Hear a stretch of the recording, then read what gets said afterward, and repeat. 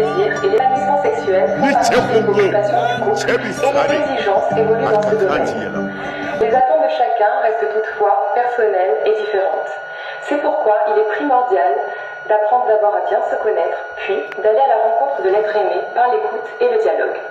La participation de la femme à la vie active est en grande partie liée à cette évolution. En effet, en travaillant, la femme exige plus d'attention et de compréhension. Cette tendance moderne vers l'égalité des sexes devant la réussite professionnelle, le partage des tâches ménagères et l'éducation des enfants modifie profondément le rapport entre les hommes et les femmes. Il faut reconnaître que les temps ont changé et que les femmes sont en quête de plaisir au même titre que les hommes.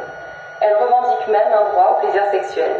Il n'y a d'ailleurs qu'à lire les magazines féminins traitant de ce sujet pour s'en convaincre. Nous aborderons tout au long de ce programme différentes thématiques. Nous verrons tout d'abord comment éveiller le désir des partenaires.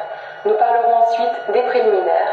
Et enfin, nous terminerons par la pénétration et les différentes positions sexuelles. Nous mettrons en avant l'importance de chaque étape afin de voir comment elle participe à l'épanouissement du couple en quête de plaisir. L'objectif de ce programme est de vous donner de nouvelles idées et des conseils pour optimiser la relation sensuelle avec votre partenaire. Les instants de plaisir que procurent les relations sexuelles sont de grands moments pour le couple.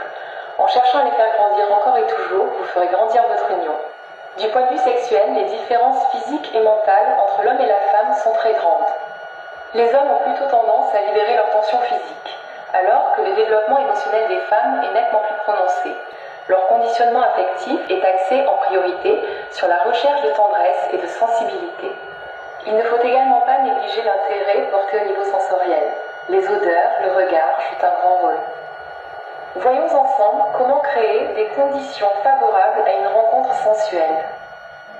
Nous avons tous tendance à penser qu'une rencontre sexuelle se résume à l'acte précédé des préliminaires. Or, nous négligeons une étape essentielle, le prélude.